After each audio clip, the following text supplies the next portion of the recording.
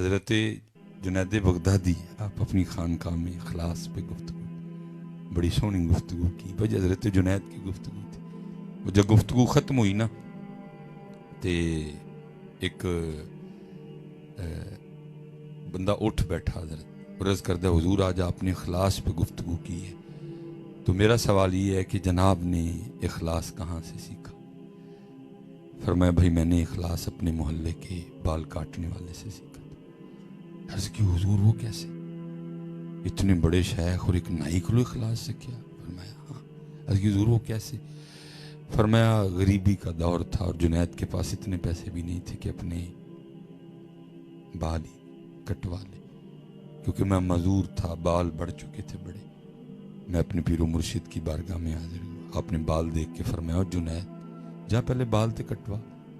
کہتے میں نے کہا پیرا نے آکھیا ہے اللہ کوئی نہ کوئی سبیل نہیں. کہتے ہمارے محلے کا وہ جو واحد تھا نا نائی بال کاٹنے والا، میں اس کی دکان کے باہر کھڑا ہو گیا، وہ کرسی پہ بٹھا کے کسی کی کٹنگ کر رہا تھا. آپ فرماتے ہیں کٹنگ کرتے کرتے اس کی مجھ پہ نظر پڑی، میں نے السلام علیکم کہا اس نے والے. تو آپ فرماتے ہیں میں نے اس سے کہا بھائی ظاہر ہے تیری دکان ہے، دکان سے گھر چلتا ہے، تو پیسے لے کے بال کاٹتا ہے، اگر نہیں کاٹے گا تو گھر کیسے چلائے گا؟ تو بھائی میرے پاس تو پیسے ہے کوئی نہیں، تو اس طرح کر آج میرے اللہ کے لیے بال کاٹ دے. آپ فرماتے یہ سننا تھا. بھاگتا ہوا نیچے آیا، میرا ہاتھ پکڑا اور مجھے دکان پہ لے گیا. یہ بھی نہیں کیا کہ بٹھا کے کہا کہ آپ انتظار کریں، یہ جتنے آئے ہیں کیونکہ یہ پیسوں والے ہیں، پہلے ان کے کاٹوں گا تو پھر آپ. فرماتے نہیں، جس کے کاٹ رہا تھا اس کے بھی مکمل نہیں کیے، اس کو بھی کرسی سے اٹھایا اور مجھے بٹھایا، میرا سر چوما اور بال کاٹنے شروع کر دی. اللہ حضرت جی ساڈا معاملہ بالکل الٹ ہے. میں وہ کہتا ہوتا ہوں ساڈا حال ہے وے کڑامان تے چھوٹا گوشت، کڑامان تے وہ بولو تو صحیح ہے، کڑامان تے اللہ واری چنیاں والے چو اللہ واری اینجی کرنے ہیں، کڑامان تے چھوٹا گوشت تے اللہ واری چنیاں والے چو. اوئے ہوئے اللہ حضرت کسی نے سونا لکھا تھا، جان دی ہوئی تو اسی کی تھی، حق تو یہ ہے کہ حق ادا نہ ہوا. فرماتے مجھے بٹھایا، میرا سر چوما اور بال کاٹنے شروع کر. اب روتا جائے، بال کاٹتا جائے اور ساتھ یہ کہتا جائے ہاں میں نے بڑے بال پیسے لے کے کاٹے ہیں، آج پہلی بار میں بھی اپنے اللہ کے لیے کاٹ رہا ہوں. روتا رہا، بال کاٹتا رہا. فرماتے میرے پاس تو دینے کو تھا کچھ نہیں، لیکن نیت کی اگر اللہ وقت لایا تو اس کو بال کاٹنے کا بدلہ دوں گا ضرور. فرماتے پھر وہ وقت آیا جب اللہ نے مجھے فقیری میں امیری دی ہے. ایک دن بیٹھے بیٹھے وہ مجھے یاد آ گیا، میں نے ایک تھیلی میں کچھ پیسے ڈالے اور لے کے نہ اس کی دکان پہ گیا. فرماتے پہنچا تو کیا دیکھتا ہوں بوڑھا ہو چکا ہے. میں نے السلام علیکم کہا، اس نے وعلیکم السلام کہا. فرماتے میں نے کہا پہچانا؟ اس نے کہا ہاں آپ جنید بغدادی ہیں.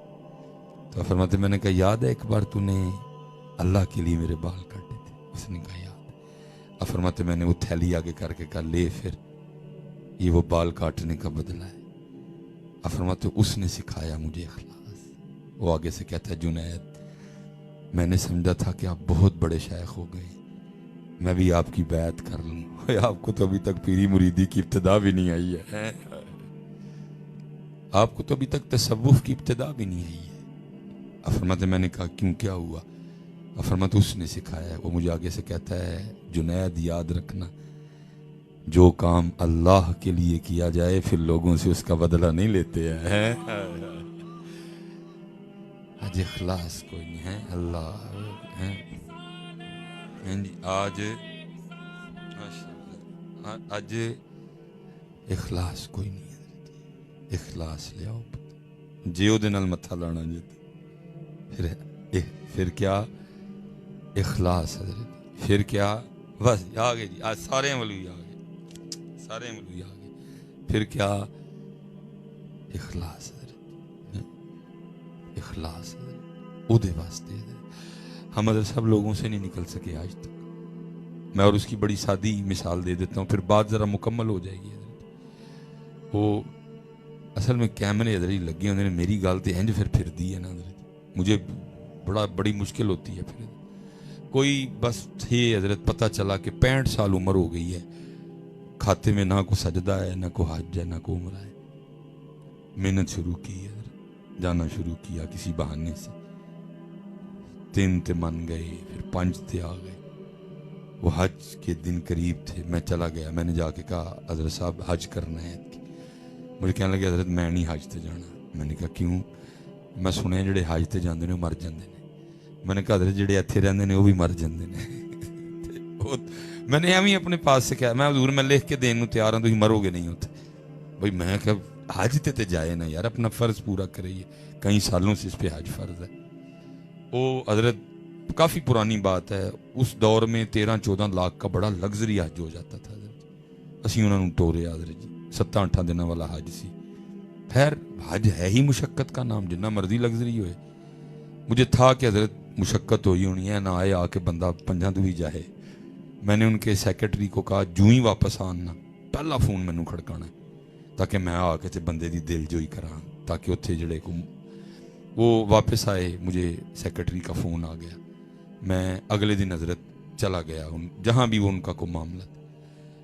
वो खुद कहते हैं जी मैं 20 साल का था जब मैं सीट पे बैठा, 65 साल उम्र हो गई, 45 साल हो गए उनको वहाँ बैठे हुए।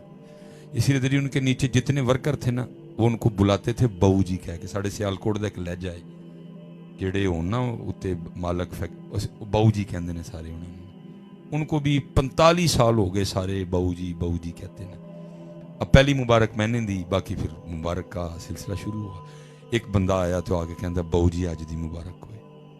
तो मैंने देखा कि वो उनको कुछ अच्छा नहीं लगा। फिर दूजा बंदा आया, वो भी आके कहता है बहू जी आज दी मुबारक हो, उनको कुछ अच्छा नहीं लगा। तीसरे ने कहा, मैंने कहा चलो देखते हैं बात कहाँ तक जाती है। मैंने उंगलियों पे गिल अदर जी इस टाइम 17वें बंदे ने आके आख्या ना बहू जी आज दी मुबारक होए। एड्डी वड्डी गाल कट के कहते ने मैं 13 लाख ला के हाजी बन के आया, तुसी अजे भी बहू जी कहन डे। साढ़े अज इंज दे साढ़े अज क्या जी कहो मैनू। हम निकल ही नहीं सके लोगों से। अल्लाह फिर अल्लाह ने उन पर रहमत की। फिर तो अगले साल दोबारा गए, फिर अल्लाह ने बड़ा रंग लगाया। अल्लाह ने बड़ी अच्छी उनको उधर ही उनका इंतकाल हुआ। मदीना पाक में थे, अल्लाह ने उधर ही उनको मौत अता फरमाई। इसलिए निकलो बेटा लोगों से, उसके लिए करो, उसके लिए करो, लोगों के लिए।